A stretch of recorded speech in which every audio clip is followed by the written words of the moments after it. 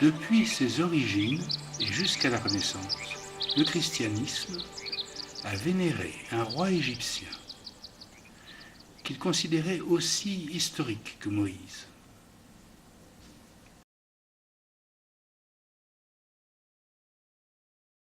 On l'appelait Hermès Thoth Trismégiste.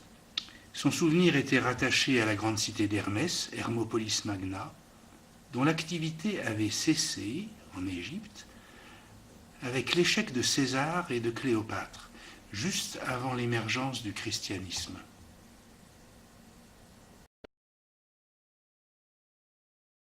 Ici, 1300 avant Jésus-Christ, nous avons Akhenaton.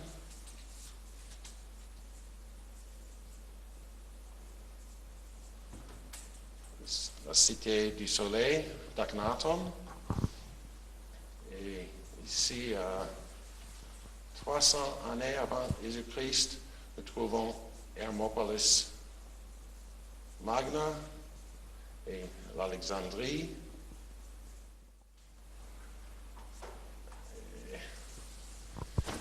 La littérature hermétique est une chose vaste et grise, mais l'essentiel peut-être de cette littérature qui traite de l'alchimie, la magie, l'astrologie, est le corpus hermético. Et ça consiste de 16 ou 17 dialogues entre Hermès Trismégiste et ses fils, parfois Thoth, Asclépios et aussi Amon. Et ces textes sont probablement écrits en grec, ici, dans les 2 siècles après Jésus-Christ. Hermopolis Magna avait été construite par les Grecs sur la rive du Nil qui faisait face aux ruines de la cité d'Akhenaton, qui avait été détruite 7 ou 8 siècles auparavant par Ramsès II, juste après qu'Akhenaton ait disparu.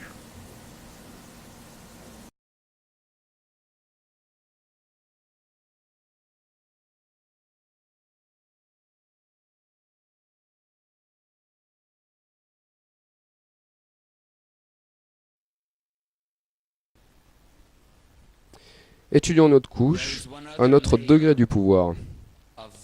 Ce serait l'alliance entre Akhenaton et Thoth, en particulier le temple de Thoth. Et je vais vous ramener en arrière, à cette carte que le docteur Théo a dessinée pour vous.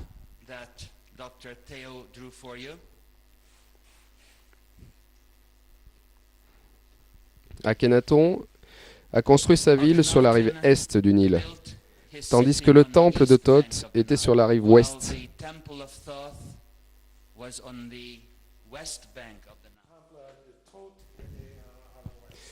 Akhenaton parcourait le désert en char. Et il traça le pourtour de sa cité, où il fit ériger des stèles frontières, à la fois à l'est et à l'ouest du Nil, de sorte que le temple de Thoth, à l'ouest, était inclus dans les limites frontières d'Akhet-Aton.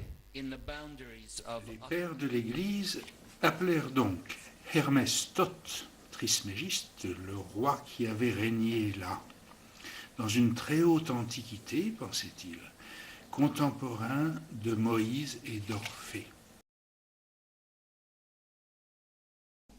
On peut revenir à ce qu'en disaient les premiers herméticiens.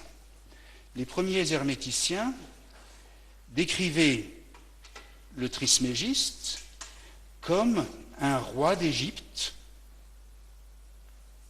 Alors si on met un roi d'Égypte ici, qui aurait été monothéiste, qui aurait créé un culte du soleil dans une ville appelée la cité d'Adon, Ado-Santine, la cité d'Adon, et surtout un roi d'Égypte qui aurait initié Moïse et aussi qui aurait initié les savants, enfin, ou la culture grecque, qui aurait initié Orphée. Et Ça, c'était l'idée de base, l'idée au départ. Arrivé en 1500 ou 1600, donc au XVIe siècle, avec les documents de Macédoine, non seulement le roi légendaire de la cité d'Adon, non seulement est-il proche de Moïse, mais il est Moïse exactement. Ou bien Moïse est ce roi-là. Alors ça a occasionné un certain chambardement, parce que les autorités de l'Église, les conducteurs du dogme, ne savaient plus très bien, si on peut dire, à quel saint se vouer. C'est-à-dire soit un saint juif, soit un saint égyptien, soit... et finalement, on voit que certains papes commencent à décorer leurs appartements avec des pyramides, des taureaux. Le pape suivant va considérer que cela est hérétique. Et comme ça, il va y avoir un siècle d'hésitation jusqu'au moment où la décision est prise, on refoule. Nous arrivons là.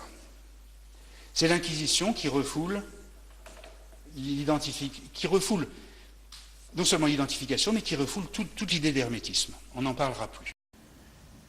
Mais qu'on ait pu assister à un souvenir si documenté